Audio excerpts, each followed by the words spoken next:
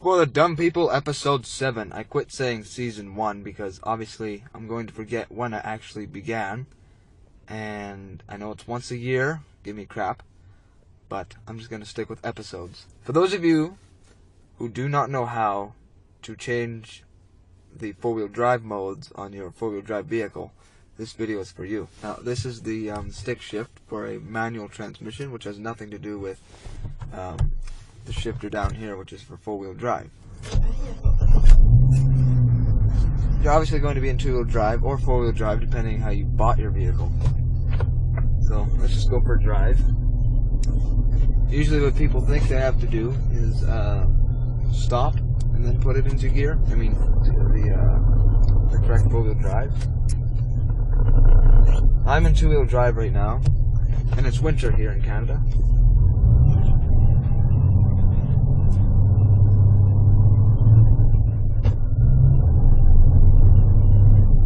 There's lots of slipping.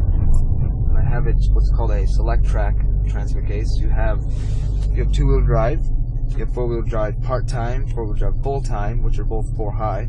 Then you have neutral, which is similar to neutral in a transmission. And then you have 4 low, which multiplies all the gears by 2.71 or 7.3 or something like that in this transfer case. Alright, I'm going to shift to part-time now, which is basically that simple. You just push it up or down, whichever direction your happens to be. The difference between part-time and full-time in my Jeep is part-time locks the transfer case, which is also known as the center differential. So there's no like 40% front, 60% rear or slippage. It's all locked. Doesn't mean your axles are locked, just the transfer case. So the front axle and the rear axle are both getting the same power. So that's more used for off-road and hardcore. The only difference in part-time in terms of drivability is if you take really tight corners at really slow speeds, you get a lot of steering wheel movement like this, and it can be kind of annoying. But the reason that happens is because there's no allowance in the front versus the rear axles. It's all getting the same power. So it's kind of, just think of an open differential. When you lock an open differential and you take a tight corner, one tire has to give away, and in order for it to give away, it starts skidding. That's almost the same concept as having a locked transfer case. When you take sharp turns, it can't give away, so you get that uncomfortableness. And you could also prematurely wear your U-joints and axles and suspension and stuff like that. But most vehicles, they don't have a full-time option. They just have a part-time, which I'm in now, which I've been explaining. Moving down, when there's no light there on mine, it's neutral. So you can put it in gear and just, go away. It's like, hey, why aren't I driving? It's like, it's not working. That's neutral. Basically for towing. Part-time, all the way down in this transfer case, multiplies your gear ratio 2.73 or 2.71 to 1, whatever. It's pretty similar.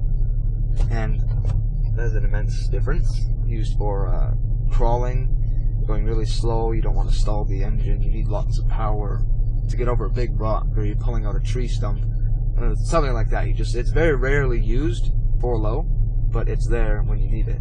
My axles are 373 to 1, and first gear is 393 to 1, and this is now 271 to 1, so now I have a major gear reduction.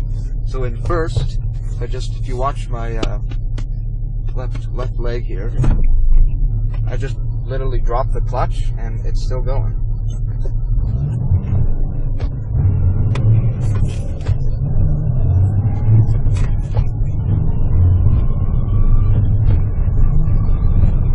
It's like driving a 9-speed semi. I'm in 5th gear, doing almost 2,000 RPMs, going 30 kilometers an hour. So that's 4 low for you. And that's basically it. That's all you have to know about four-wheel drive. It's with a shift on the fly system. If you're driving or not driving, you can shift. You cannot shift into 4 low because of the gear reduction. You have to literally be stopped or going between like 0 and basically walking speed. I'll give you an example. So I'm in regular four-wheel drive right now. going about 15 kilometers an hour. When I try to shift to 4 low, it just grinds, as if you're grinding a gear or something. So it doesn't work. You have to literally be. I see I'm still rolling. You can't see that, but.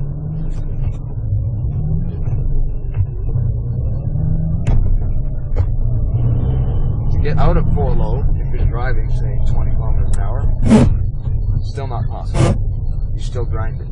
So in 4 low, that's the only thing to be cautious about. So that's my video. I hope you enjoyed it. If you want to keep watching, or you want to see more, just tune in next Wednesday. Thursday-ish, usually.